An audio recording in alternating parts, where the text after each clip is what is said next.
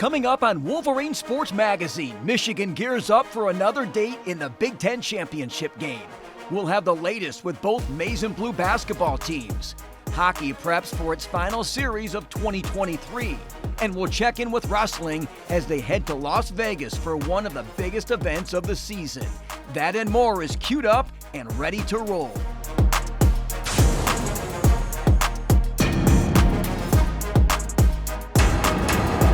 Wolverine Sports Magazine is presented by Meyer. Wolverine Nation, ladies and gentlemen, Ohio State is vanquished. The Wolverines will win this one and go to Indianapolis for the Big Ten championship against the Iowa Hawkeyes. You got everybody making excuses for us about why we won the past 2 years, and the fact that we were able to stand on business as a team, players, coaches, staff, and we were able to come out with a win just goes to show the amount of work we've been putting in for the past 3 years. Feels great, getting through all 12 games, but the job's not finished, man. That's about as good as it gets. Hi, everybody, and welcome to Wolverine Sports Magazine. The Wolverines heading to Indianapolis for a third consecutive season. Saturday night, 8 o'clock, they'll face West Division champ Iowa for the Big Ten championship. You had to come off it real quick. Like I said, you can enjoy it Saturday. And then about 6 o'clock last night, it should have been turned off, and you should have been on to Iowa. And today we're on to Iowa. Iowa has a great defense, I believe, top 10. So it's going to be a challenge, another challenge, but we love challenges, and I'm super excited. We know the focus and the task at hand, keeping that one-track mind and focusing on Iowa, just dialing the film and practice and getting prepared and ready to go. We beat Ohio State, now it's on to Iowa, now it's on to winning the Big Ten championship. That's one of our goals, was to beat Michigan State, beat Penn State, beat Ohio State, now Big Ten championship. So just stay focused on our goals. So the program's never won 3 consecutive outright Big Ten titles. What does it mean to have that opportunity to kind of do something historic again this weekend? Yeah, it feels like really all we've done here is just make new history and, get our names up on the books and, implement ourselves here in Schembechler Hall and, create this legacy. And we're going to do everything in our power to get it done and, prepare our tails off. We respect Iowa. They're a great team, great program. They're very vanilla, but they do what they do. They do it really good, and it's going to be this really cool moment. For me personally, I never played in a championship game or won a championship, I should say. But so just go in there and have that opportunity on a big stage, against Iowa. They're a good team. I just can't wait to be out there. Man, this means so much to me. This is my first time playing for a championship ever, and to be honest, it's just super cool to just be a part of it, to be completely honest. But this means so much not only to me, but for the team and the people in Michigan. And just to feel how much it means to the city is pretty cool. Later in the show, we'll look back at the big moments from that historic win over the Buckeyes. Hockey returns to Big Ten play this weekend in South Bend against Notre Dame. The Wolverines coming off a strong weekend on the road against number 17, St. Cloud State. The only 2 goals Friday came in the third period, and they both belong to Michigan as the Wolverines took the series opener 2-0. At 6:40 of the period, Dylan Duke sets up sophomore TJ Hughes for what turned out to be the game winner, his 8th goal of the season. And freshman Garrett Shifsky added the insurance marker, also his 8th goal of the campaign. The Duke brothers both scored Saturday in the series finale. Tyler opened the scoring just 1:35 in, his first tally as a Wolverine. With 1:35 left in the period, Michigan made it 2-0 as a fluttering puck found the back of the net. Captain Jacob Truscott was credited with the goal. Tyler's big brother Dylan made it 3-0 midway through the second, but St. Cloud scored 3 times in the second half of the contest to snag a tie. Big Ten's second star of the week, Jake Barczewski, stopped 36 of 39 shots in net. St. Cloud's a really good team, really structured, so it was great to see our team have a little bit of success up there, and just kind of building off that. And that second game we had a lead and we just didn't find a way to close it out, but at the end of the day we tied. So overall I think there was a lot of good things that happened and stuff that we could build on going into this following weekend. First shutout in a while for us, so I thought we played really well defensively, so that was pretty good on our end. Actually, I don't think we gave up a 5-on-5 goal, which was pretty huge for our team and a big step forward, so I think that's definitely a big key. We want to end the first half on a good note for sure. We're playing a really good team, well-coached team in Notre Dame, and as always, there's no easy weekends in the Big Ten. Then we're going to get 5-6 weeks off, and we almost look at it as a second season. We'll have another training camp going into it, and get the guys back from World Juniors, get some guys rested up, and make a push for the second half. Wolverine Sports Magazine is presented by Meyer and brought to you in part by Alro Steel, by Abso Pure Water, and by Grand Traverse Resort.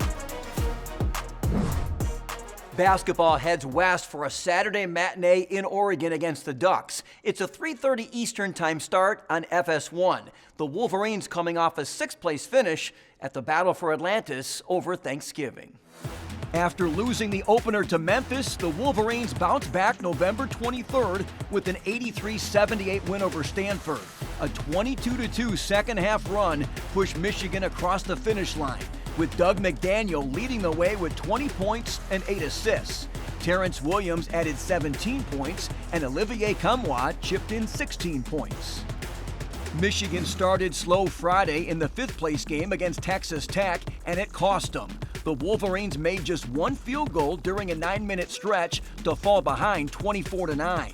They never got closer than 11 points the rest of the way and fell 73-57.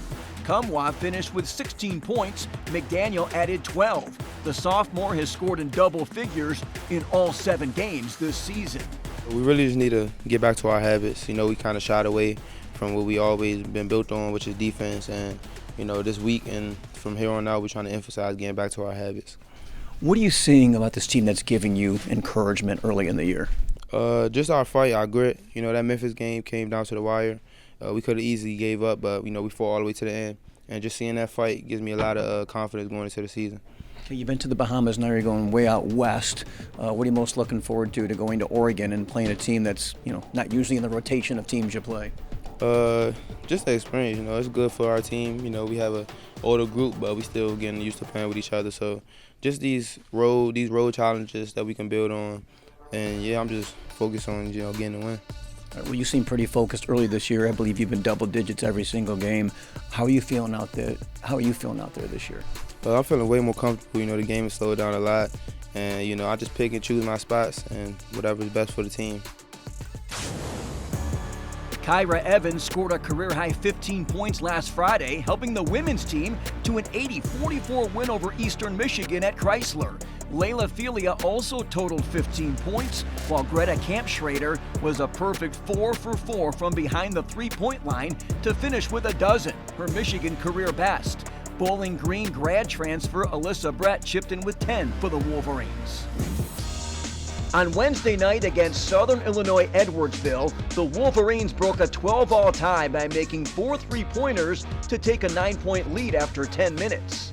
Alyssa Crockett finished the night with 4 shots made from downtown, and the home team led 50-28 at intermission. 6 Wolverines scored from three-point land as Michigan ran away from the Cougars. The team made a school record-tying 14 three-point buckets. Lauren Hansen, Jordan Hobbs, Macy Brown, Greta Kampschrader, and Elise Stuck joined Crockett on the score sheet by making at least 1 three-point shot. Michigan posted a 103-59 victory, its first time breaking the century mark in 6 seasons. For more on the Wolverines, here's Sarah Van Meter. Heading into Wednesday night's game, Alyssa Crockett had made 5 field goals in 6 games. Against the Cougars, the sophomore scored a career-high 10 points in the first quarter, and she finished with 16. It was awesome. You want things to translate, and things were falling tonight, but I think that just starts with the help of my teammates. Macy was moving the ball, Lauren Hansen, Greta, Cam was passing it inside and out, Jordan was hitting me when I was in the corner. It just starts with our teammates. We cheer for each other, we celebrate our successes. So I'm just really happy to have the teammates that I have. Freshman Macy Brown had made 1 field goal in 5 game appearances before she made 5 of 6 shots for a career best 12 points Wednesday night. When there's an opportunity given, you just have to do the most with it, and I feel like that's a big thing.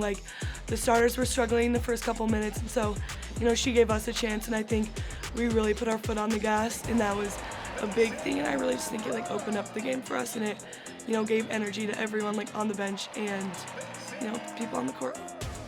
Alyssa and Macy were two players who came off the bench to help spark the Wolverines.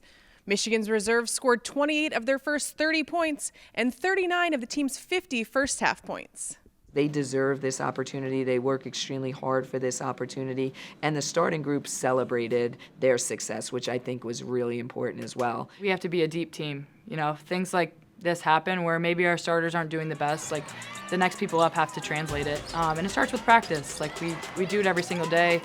We have two teams going at each other, starting team and just our bench players. And it starts with us, and we're pushing the starters to be their best players. And if they're not able to do that, then we're the ones coming in and doing it because we practice it every day and we're bringing that energy.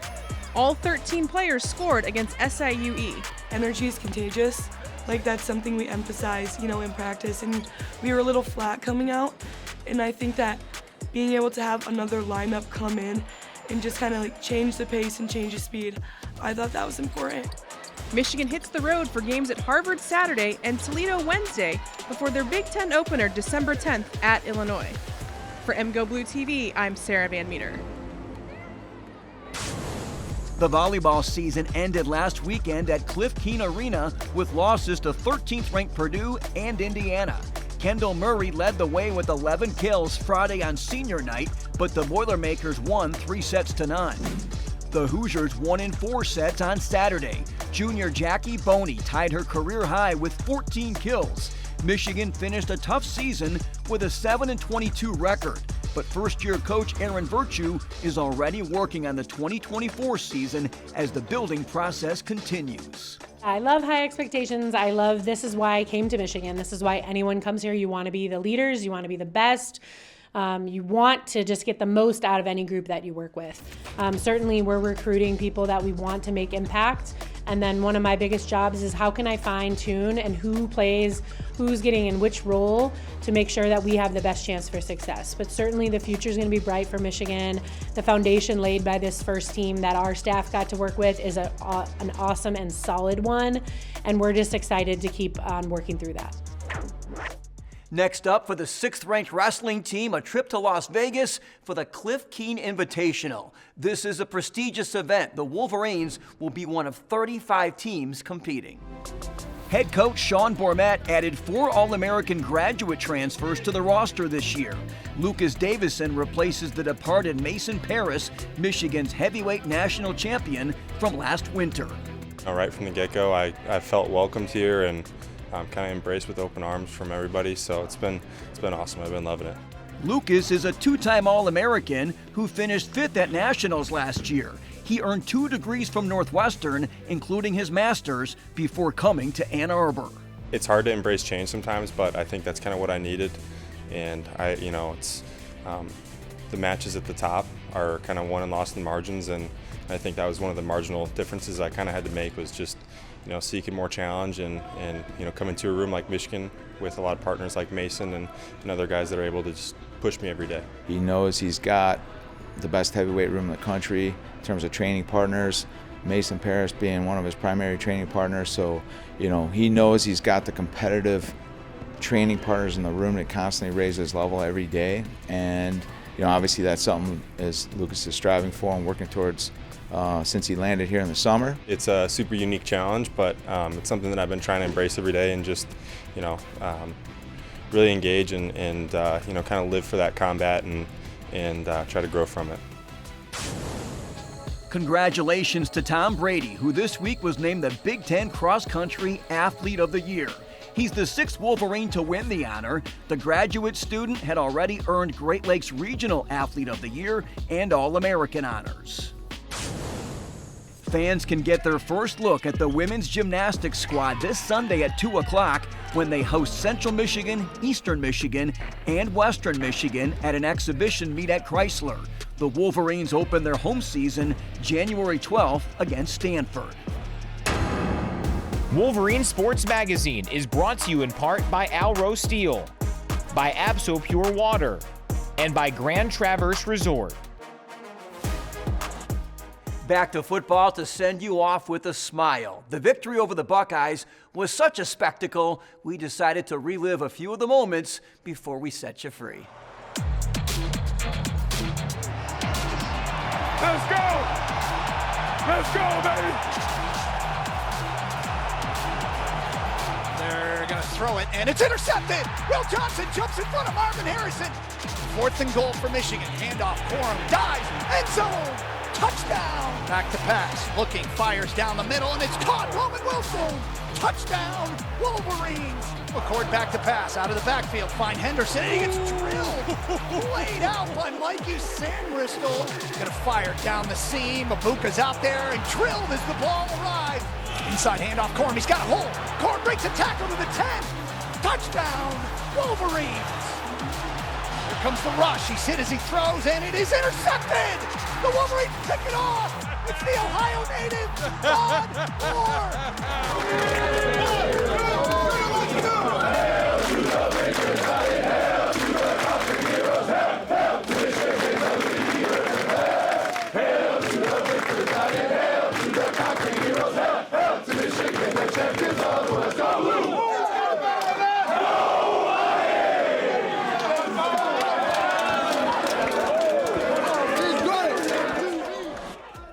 Those are some great memories, and they certainly will not fade anytime soon.